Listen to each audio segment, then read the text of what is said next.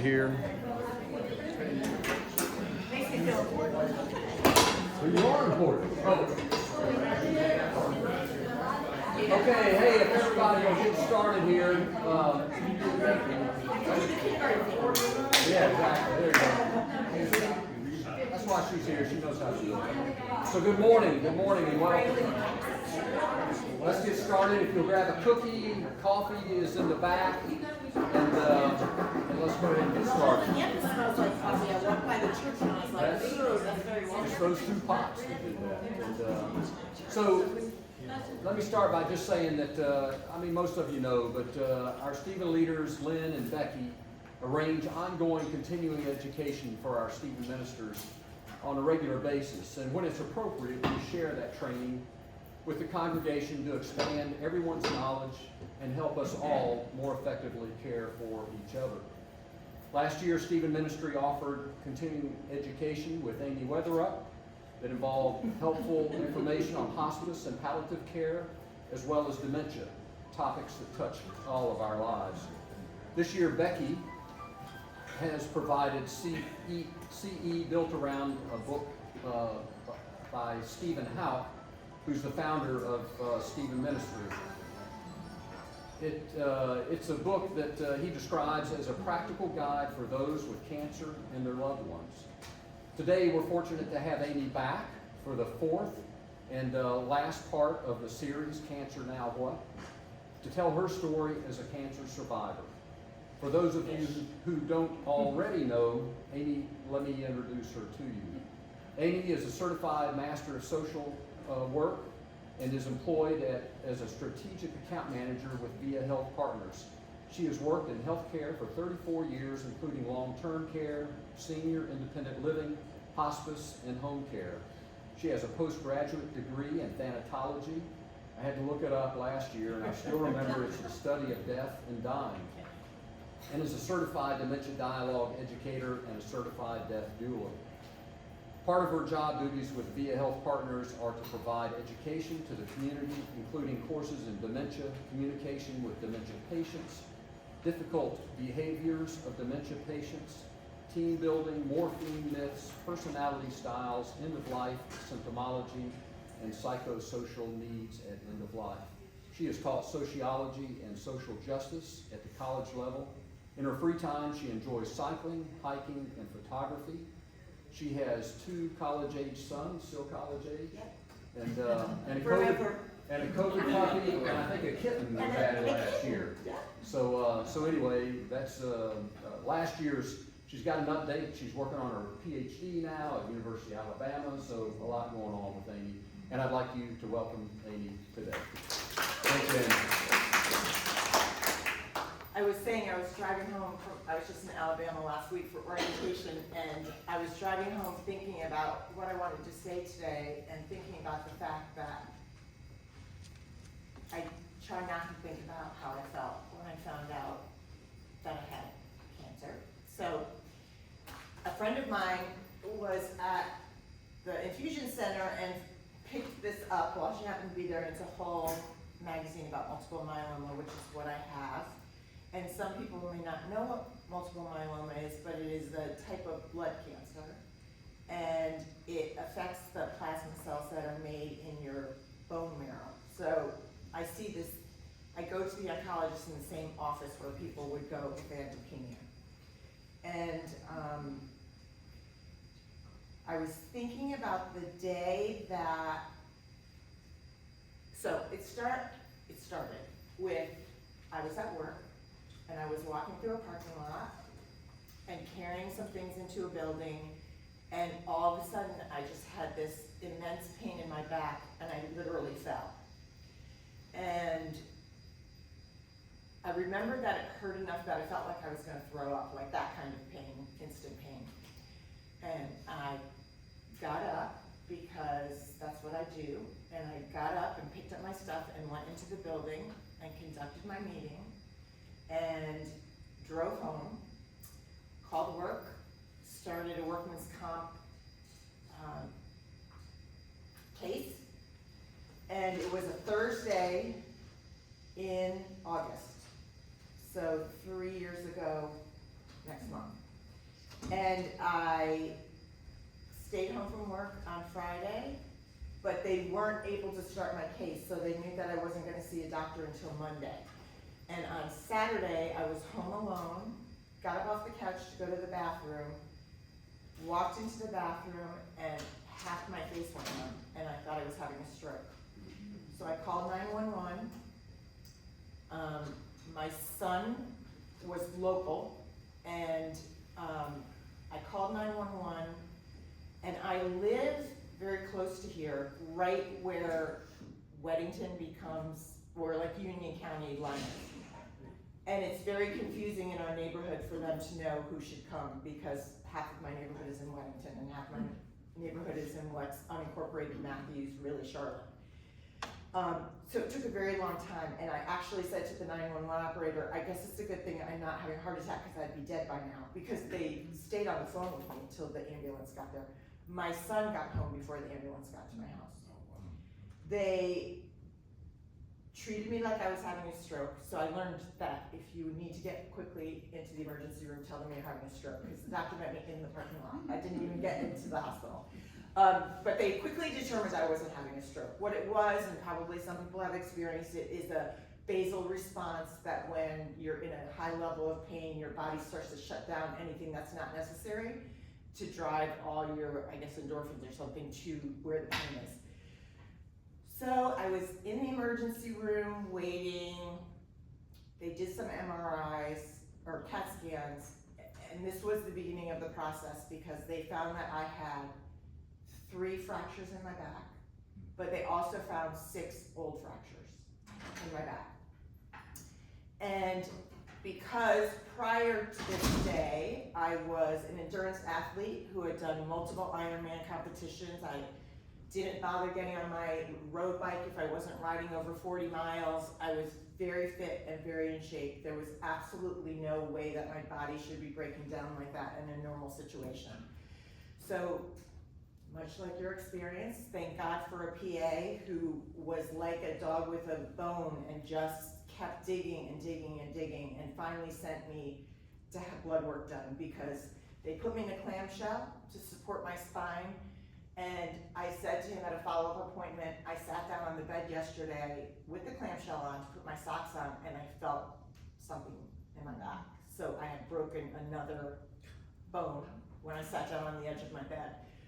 So he sent me to my regular doctor who did some blood work, and there is one blood test that they can do to check for multiple myeloma, and it's an increase of a protein in your blood. It's called an M spike. So that was one of the things that he did, and it came back elevated, so he referred me to an oncologist. So this all happened probably, the initial accident was in August. By the time this was happening, it was November. And I went to the oncologist, and this is what he said to me, no joke. You don't have it. You're here for me to rule this out. You don't look like my patients. You're not coming in here like my patients. I have people who come in here in wheelchairs, unable to walk, with walkers. You don't look like that. We don't even know how you walked in here, because we also found 2 fractures in your ribs when they looked at the x-rays. So I also had 2 fractures in my ribs. He did some blood work. I'm gonna call you in a few days and we're gonna clear you from this. He called me that night and he said, one of your blood tests is concerning, so I'm going to order something else with the blood he had already taken. That was on like a Monday that I went to the doctor. He called me 3 days later. He didn't ask me where I was. He didn't ask me if I had a minute to talk. He didn't ask me if I was driving my car. And he said, you're positive for multiple myeloma. And he's just said you're positive for multiple myeloma. So, as somebody who's worked so much of my career in hospice, my first thought was, and I said it to him, you're really bad at this. Good for you. It was, I mean, the fact that he didn't say, can you talk for a minute? Say it again, I'm sorry. It's okay. I said to him that he was really bad at telling people that they had cancer because he just said it without asking me where I was. And he didn't know what I did for my work. And I was thinking if I was sitting in a cubicle somewhere, because of course I instantly burst into tears, which is the natural reaction to finding out that you have cancer. So anyway, I talked to him for a couple minutes and hung up. And then I had to go to a follow-up appointment. And when I went to the follow-up appointment, he literally presented me with like a Google search of paperwork. And, you know, briefly said something. So 2 things I'll say about that. Prior to hurting my back, I was on 0 medication. I didn't take vitamins. I didn't take a single prescribed medication. I had only ever been in the hospital 4 days in my life, 2 when I was born and 1 for each night when I had my children. I had a very good immune system. I didn't get sick. I worked all through the beginning of COVID, when there was no shot or vaccine, going in and out of buildings and long-term care facilities that were riddled with COVID and did not get COVID.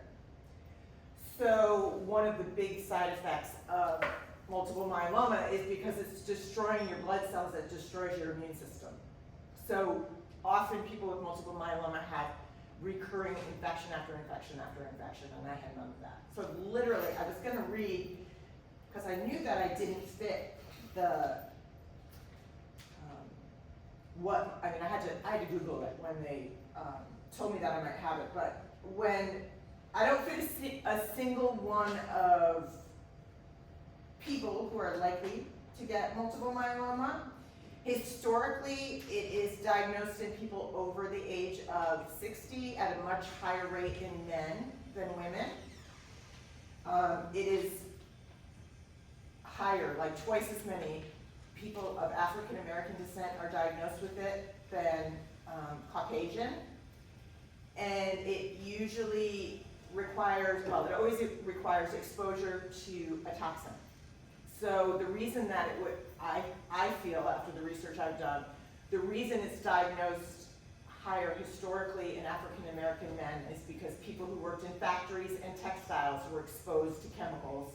And so I didn't know until we had our conversation, I understood that you had an error in your DNA and were exposed to a toxin, but really it's the toxin makes your DNA change, which causes you to grow cancer cells.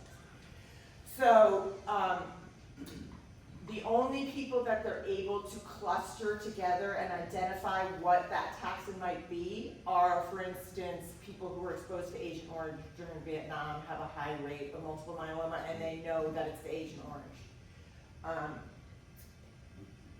They're not able to tell me what I was exposed to, whether it was, you know, something that was in my school. You know, they go back and look at all the walls to see how many people have asbestos in the ceilings or the dorm I slept in, or who knows. We'll never know.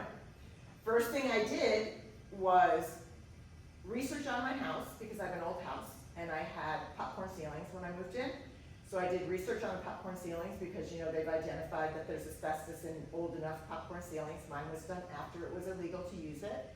And I had my house radon tested because I live on a crawl space. And so those were the only 2 things I could immediately think of that perhaps I had been exposed to that I could identify.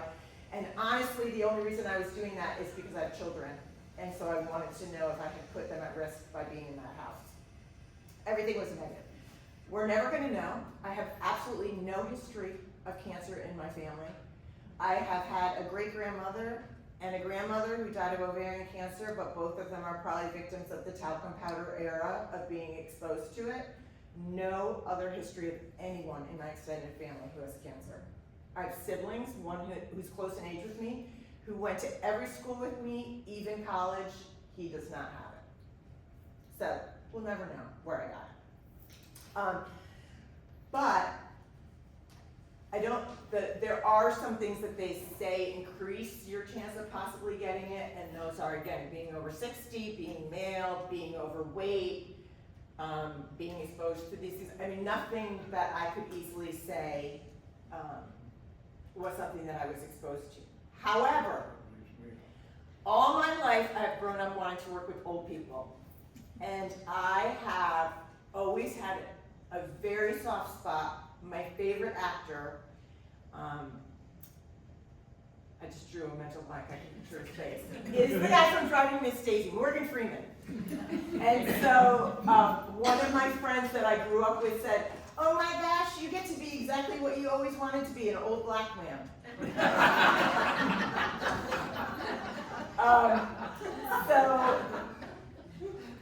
So how I felt in the moment, having worked for hospice as long as I have, was, I'm not getting treatment. I'm gonna live my best life for the time that I have left, and I'm gonna enjoy my children. I'm a single parent, they have a father, but he is not involved with them. So I'm going to prepare them. I'm gonna get my affairs in order. I don't wanna feel terrible, because I don't feel terrible right now.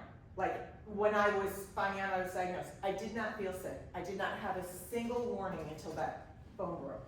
Now, obviously, I had had fractures before, but because I was, an Ironman is riding your bike, you swim 2 miles, then you ride your bike 112 miles, and then you run 26 miles. I was used to being in pain. I could handle pain, and I'm sure that's why I didn't notice that I had broken ribs and broken things like that. So I very much said I wasn't going to do anything in my own head. That lasted about a week. And then I went to a follow-up appointment and mentioned to the doctor that I wasn't sure I was going to get treatment. This is when he handed me this packet of paper. He had absolutely no bedside manner. And the interesting thing is he very shortly after that left to become a teledoctor for rural Pennsylvania, and I thought, thank God.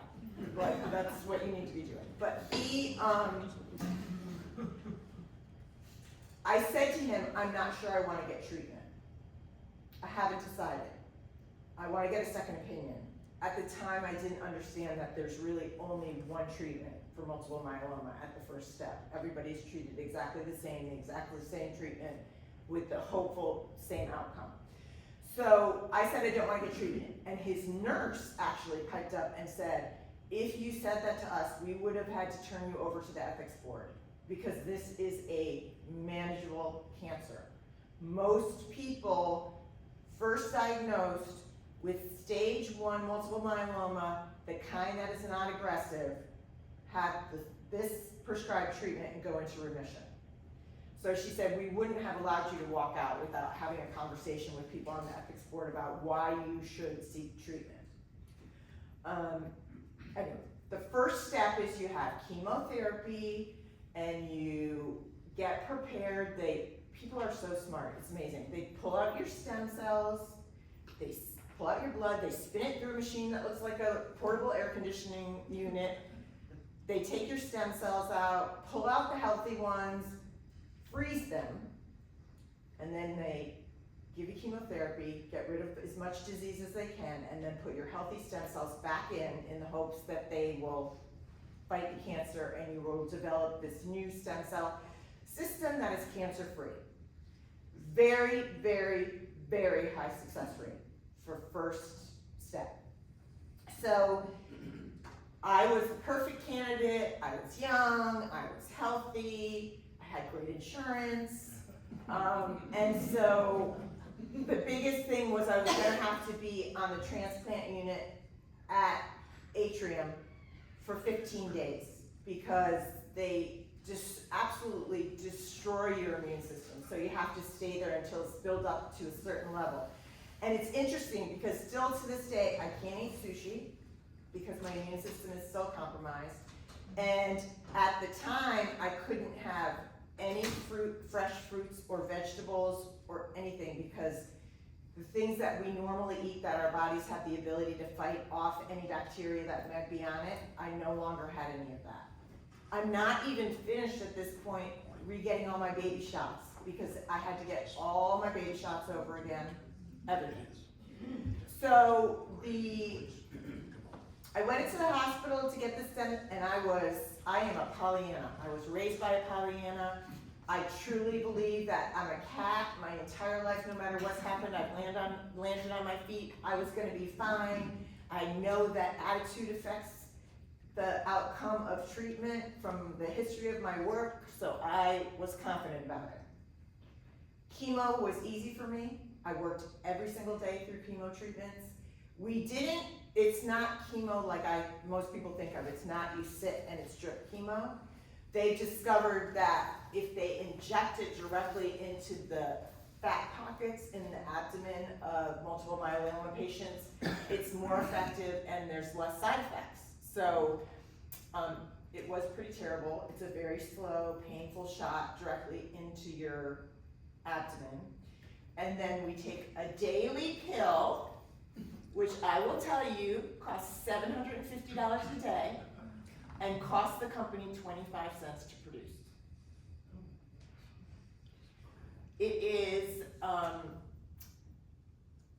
the medication that they used to give women, thalidomide, the medication that they gave women in the 70s when they were pregnant for nausea. They figured out very haphazardly as a last attempt by one doctor who deals with multiple myeloma patients that it is an effective medication to slow down the growth of cancer cells. And the reason that children had deformities is because what it does is the thalidomide actually shrinks blood vessels. And so if you're shrinking the blood vessel to something that is creating a cancer cell, it doesn't grow as fast. So that's why it's effective. However, through research I found out that some little company in New Jersey, when they took the thalidomide off the market, bought the patent and just kept it. So when they figured out that this worked, they've become a multi-billion-dollar company because they're charging $750 for a pill that costs them 25 cents to make. Did they keep the name? No, it's called Revlimid. Okay. And the other thing that they did was because it had been pulled off the market and because there are so many side effects, they managed to play the government, because usually you can only have 10 years of recouping the cost of your research through no generic medication, but they played the system and managed to keep it for 18 years. Because they said, well, there's all these side effects that are terrible. And I will tell you, I have to be educated every month when they order my medication about not sharing my medication, about the side effects. When I got my first packet, they sent a packet about Plan B. So if you become pregnant on it, you know that you can take care of it because they don't want you to have a baby. And I said to the nurse, this is awful. And she said, try having this conversation with an 89-year-old man who's coming. and it's just, I don't know. So now, there is now available a generic, but interestingly enough, physicians can still require the not generic. And the truth about generics, I guess you can say this, is there is something different. That's why it's a generic. So doctors still haven't got to the point that they trust the generic because for them it's still too new. So I'm still getting that $750 a day pill. But what it taught me is, although my entire life I've worked healthcare adjacent as a social worker, it is the first time I experienced how totally broken our healthcare system is. Completely broken. When I was in the hospital, when you go into the hospital for the treatment, they give you one really big chemo treatment. Really big meaning it's horrible. It's a very old, 50-year-old chemo. Chemo now is very much individualized to disease process, and it points towards working for the certain kind of cancer that you have, but they use a very old cancer, very old treatment that kills everything. And it was 20 minutes. It looked so innocuous. It was about this big. 20 minutes. Now, remember that I worked every day that I was getting chemo, getting ready for this. I did not eat for 15 days. They had to put me on TPN feeding while I was in the hospital. My son, when I was getting ready to go to the hospital for 15 days, he downloaded everything he possibly could onto my laptop. every streaming service, every game so that we could play board games while he was at home and I was in the hospital. I did nothing. They wanted you out of bed every day walking. Didn't do it. I probably walked 4 out of the 15 days I was there. You do have to take a shower every day because you're so susceptible to anything that you have to get out of bed, take a shower with that special soap so that you don't catch anything. And they change your bed and you have to change your clothes. I mean, they're making sure you're not exposed to anything. It was during COVID, so I could only have one visitor at a time, and they had to wear a mask the whole time they were in my room. Luckily, my very best girlfriend stayed with me every night that I was there because I literally could not function. I lost, before I went, I was fit. I weighed I was 5'11" then, I'm shorter now because of my back, but I probably weighed about 145 pounds. When I left the hospital, I weighed 121 pounds. I had to ask them to put me on TPN. I wasn't eating and they were still giving me my medication in pill form. I couldn't swallow. And honestly, the worst pill you ever have to take is that big horse pill that you have to take when you have low potassium, and I used to throw it in the trash. I didn't even take it because I couldn't swallow it. And then they kept bringing it to me, so I kept throwing it in the trash every morning. And I was not compliant, which I never thought I would be. But I finally asked why they weren't giving me my medication through IV, because I was hooked up to an IV the entire time I was there. And then they changed it. And then I asked them why I wasn't being given TPN feeding, and they put me on TPN. Now, What's TPN? so it's like nutrition, but it doesn't go through your stomach. It goes through your IV directly, and it just gives you things so that like your electrolytes might be right, the things that you need to make sure your heart beats correctly. Because like if your potassium is low, your heartbeat isn't correct. You say what TPN, you might. Yeah, that's it. Total parenteral nutrition that supplements the basic needs of your body through an IV. Instead of giving you a feeding tube, which is much more intrusive, obviously, to go through your stomach. And if you're nauseous, which is what happens, and chemo causes people to get sores in their mouth, which is why a lot of times you'll see people eating like popsicles when they're having chemo. And I did that, and I didn't get any of the sores in my mouth, but what they suspect is that I had them in my esophagus and in my stomach. So that's why I couldn't eat and felt so sick. The smell of coffee made me nauseous, like it was, and that's just not, I don't often get stomach ache, that's just not the type of person I am. It was awful. I was like, as soon as I was like a drug seeker for pain medication, except for I was seeking the nausea medication. I'm like, when can I have the next best thing that you have for nausea? I was taking sometimes 3 different medications in the same day for how nauseous I was. So I stayed there for 15 days. Oh, this is the other thing. The water pressure in the hospital is awful. And I had hair, long hair. And all through my treatment, I talked about losing my hair. And I thought it was just because I was vain, which I am, forgive me, but we all are at some level. But what I realized while I was going through my treatment to prepare for this is that it wasn't about that at all. It was the outward sign to people that I was sick. Nobody could tell I was sick. I didn't tell anybody I worked with except for close friends that I was going through this. You know, my boss knew, but I only shared it with very few people. And I knew that as soon as I lost my hair, that it would become evident. One of the nurses came in and she said, "Oh, your hair is starting to shed. I see it on your pillow." And I said, "Shave it off." Because I didn't want to wash my hair. So at that point, I just didn't care. I was very, very depressed. I don't mean emotionally depressed, like everything about me was depressed from how I felt and all those things. Anyway, I go home with my shaved head and I literally looked like an Auschwitz victim. I was so emaciated, no hair, I was the wrong color, you know, the way you are when you come home from the hospital, how you feel. And I came home, and you're not allowed to be alone for about a month. So I had, my brother came and stayed with me. My mom wanted to come, but my parents are 89 years old. They lived in Pennsylvania, just didn't want it. So, and my dad has Parkinson's, and honestly, it felt to me like it would be more work for me if they were there than if they weren't there. So my brother came and stayed with me for a little while, and some other people, and he was great. But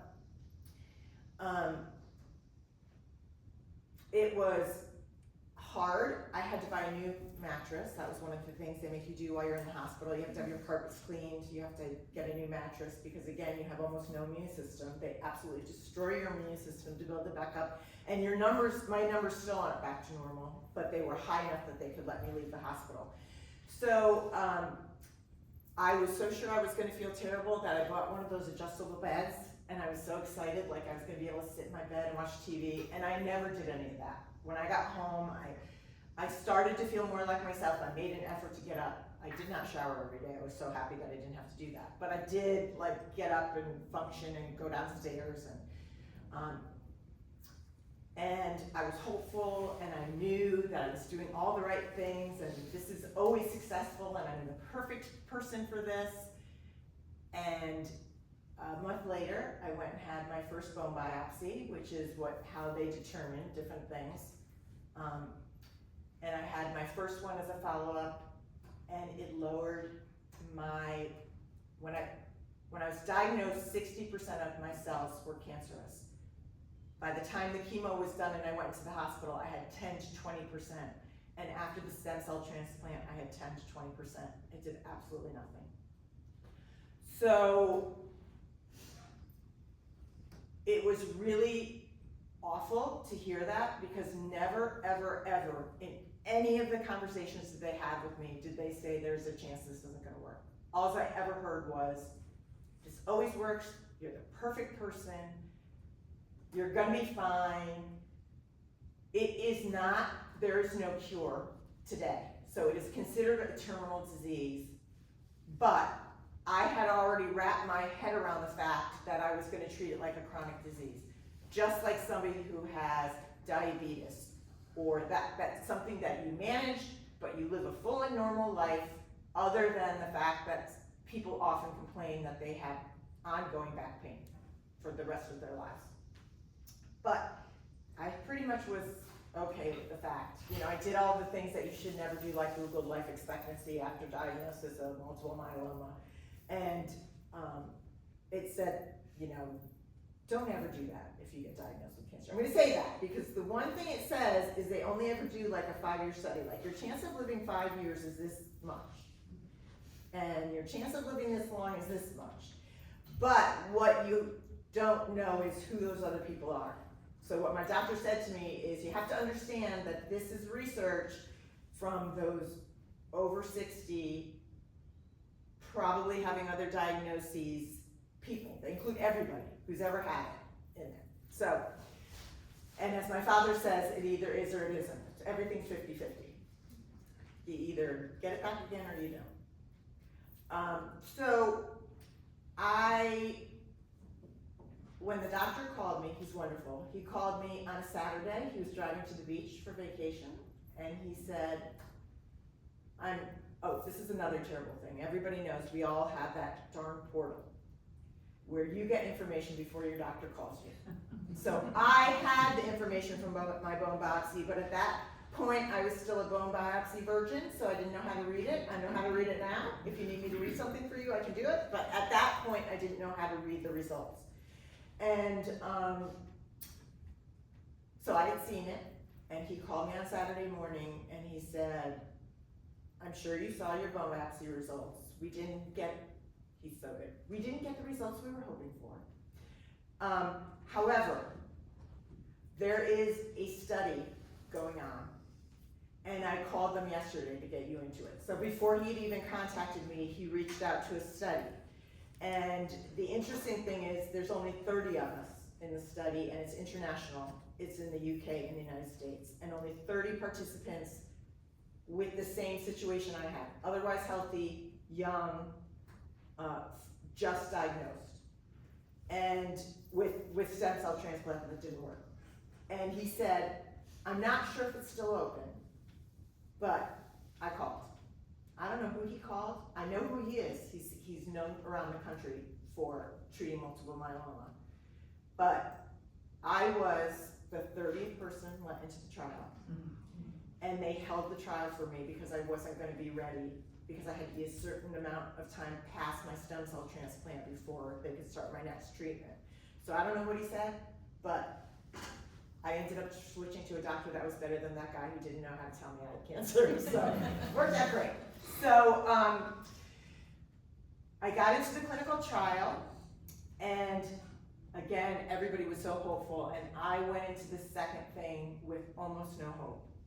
I just had kind of accepted where I was. I could not allow myself to be hopeful again because I had been so tremendously let down, and I just wasn't good at that. So, you know, people were like, this is really exciting that you're going to be able to be part of this trial. I have a cousin who's a doctor, so when I went and met with the trial doctor and they gave me the really, really, really scary paperwork that they have to give you when you're part of a trial, I scanned it and sent it to her and asked her if it was her, whether she would participate.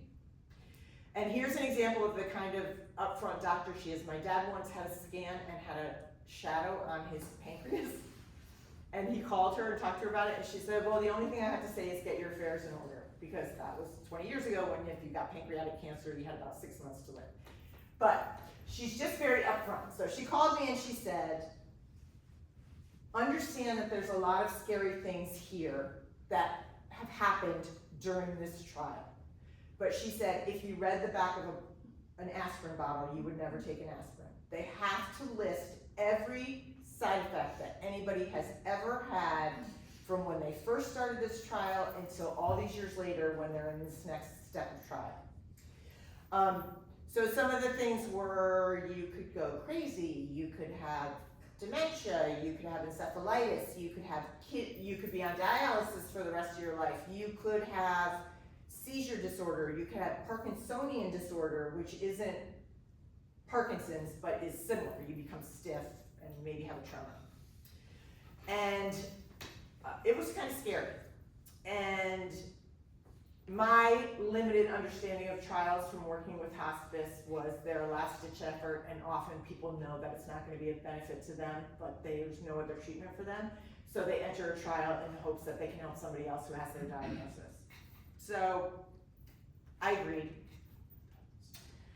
And this was going to be a CAR T-cell transplant. And this is a type of transplant that is used in 6 other kinds of cancer. They have used it in multiple myeloma, but they'd only used it in that instance that I said with people who had had 6 or 7 times of coming out of remission, had used up every other possible treatment that there was, because often when it comes back, it becomes resistant to the treatment that you had the first time. So they have to try all different things. So they knew that it was effective, but they didn't know how effective it was because those people often died shortly afterwards because they had already been battling the disease for multiple decades and had other complications. Most people who have multiple myeloma die of an infection or of kidney disease because having the increased calcium that comes from your bones breaking down affects your kidneys. So you don't actually die of multiple myeloma, like you don't actually die of AIDS, you usually die of a disease that you get because your immune system is compromised. So the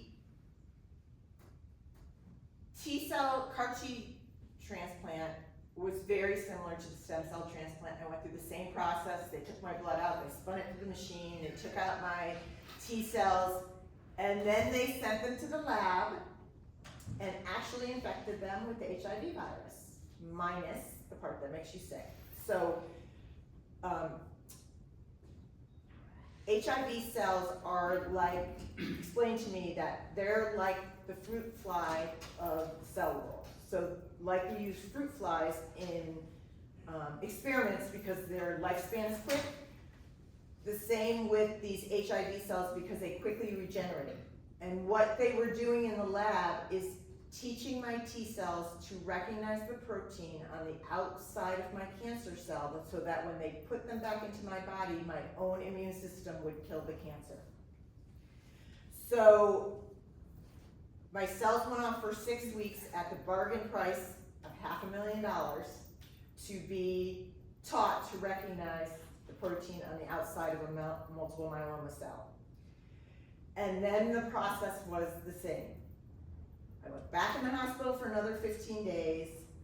They put the cells back in, which is the weirdest experience because they freeze them, like they're still frozen outside your room. They open it up in this like thing that looks like foreign, and it comes out and it's all smoky, and they hang it up, and it's really funny. And then they put them back in your body, and it's weird because you taste it.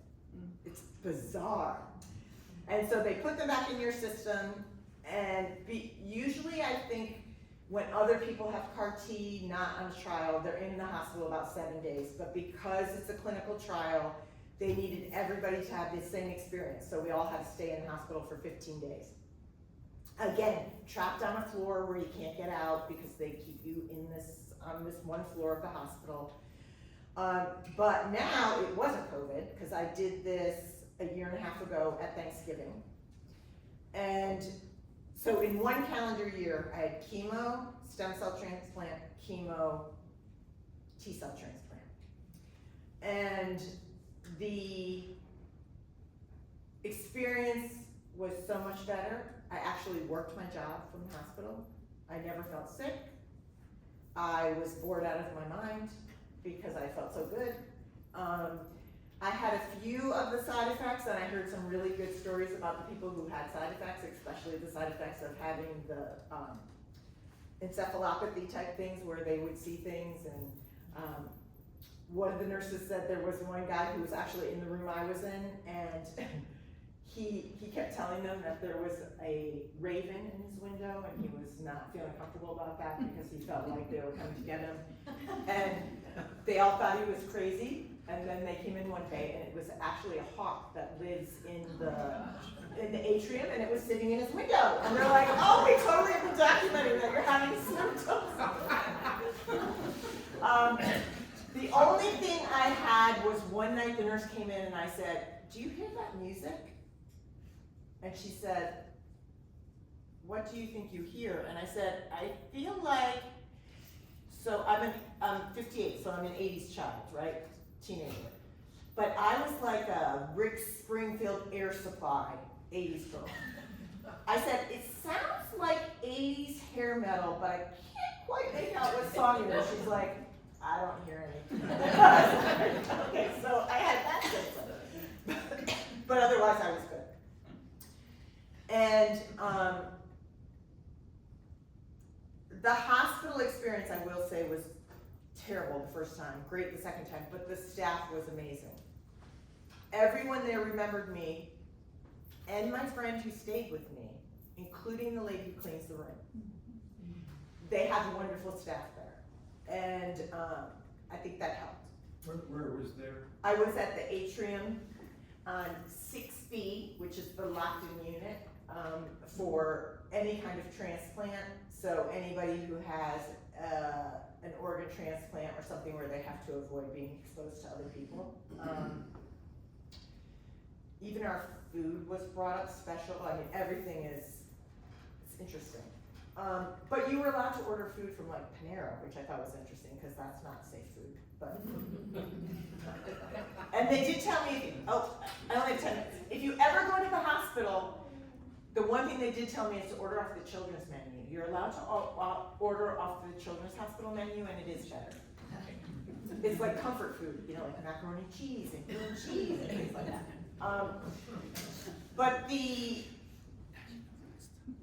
Anyway, I only have 10 minutes, and I didn't mean to get this far off the subject. But what happened was, it was successful. I've been in remission for 18 months.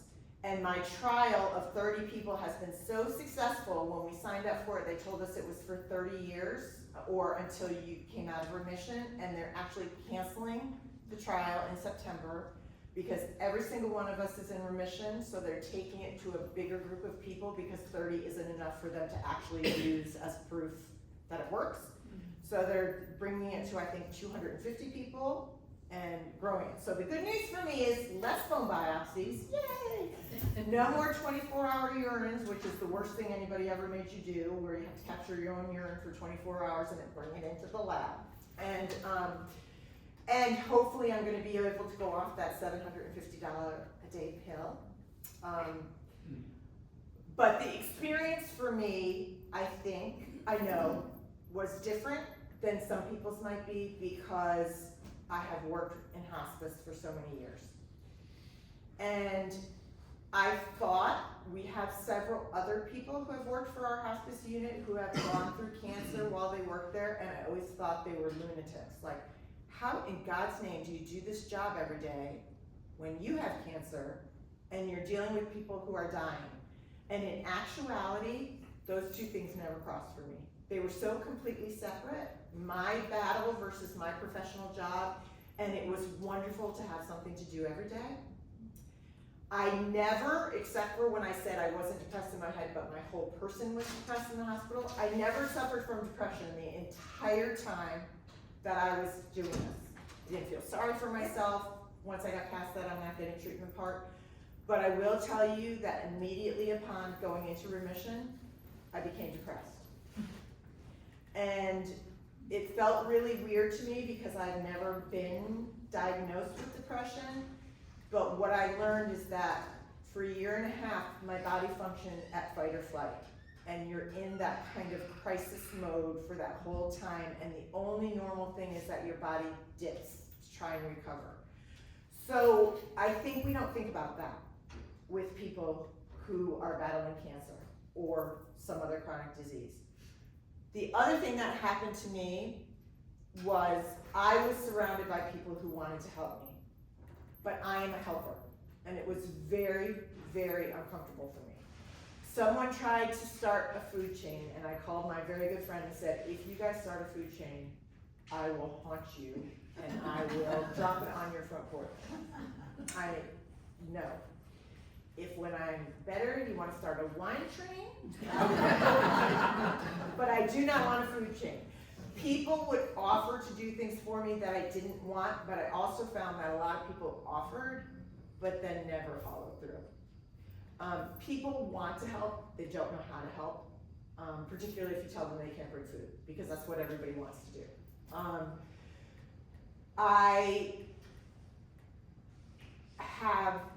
I say this to say, I was never alone, but I have never felt so alone in my life. And I think we make the mistake of trying to crawl into people's sickness with them. The worst thing people said to me, we'll get through this. And all I could think is, there's no we, it's me.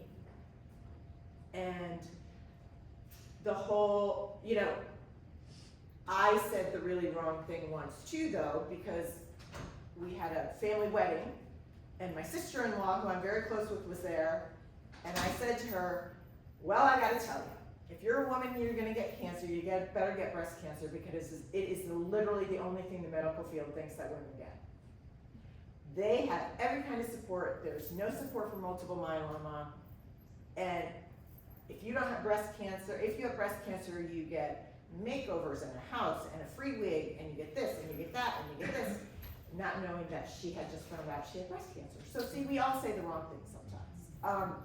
But I did feel that, and I felt very much alone in my battle, not because I was really isolated or people didn't care, but because for me it was very personal. But that has carried over for me in my work. I think I'm a much better hospice worker now. I think I have the ability to identify in a way that I thought I understood, but now I truly understand how alone it feels to be diagnosed and how scary it is and how you think that you're the only person that it's happening to.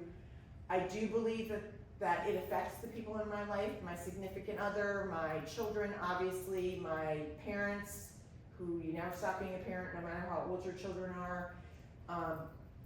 It affected everybody, but it really felt like a journey that I had to walk on by myself. I'm not cured. They don't say that there's a cure, although my doctor did say he thinks in a year they might be able to say there's a cure based on how quickly they're advancing their treatments. But I can't live in that. I live in the knowledge that it will come back. But when I went through my period of being depressed, I went back and saw a counselor I saw when I was married, and he said to me, taught me a lot about Buddhist practices and just kind of being present. And the one thing he said to me is, they don't do the same treatment twice, which means you have no idea what it will look like next time. I won't go more than a year without being tested to see if it came back. It will never be as bad as it was the first time. So I really didn't have that hard of a time when I look back, so I know that I can do it. And I can't live my life worrying that it's gonna come back, because if we started to allow our brains to think about all the bad things that would happen, none of us would be here. We'd all still be home in bed because we would have been afraid to come here this morning. So I just hope that if there are people in your life that you encounter who are going through this, remember, when you feel bad, it does feel like God gives you more than you can handle. You know, that's the thing people say, God wouldn't give you more than you can handle. It doesn't feel like that when you're in the middle of it. That even though you want to say, we'll get through this, try and be conscious of the fact that that person may feel very alone. Do not ask somebody what you can do for them. Show up and mow their lawn. Drop the stuff on their front porch. I had one friend, the same one that I told not to do the food train, she dropped off when I got home from the hospital, a basket with something to open every day. And it had a coloring book, you know, an adult coloring book. It had a lava lamp. It had, you know, just things that you would think that somebody would want when they were stuck in their house.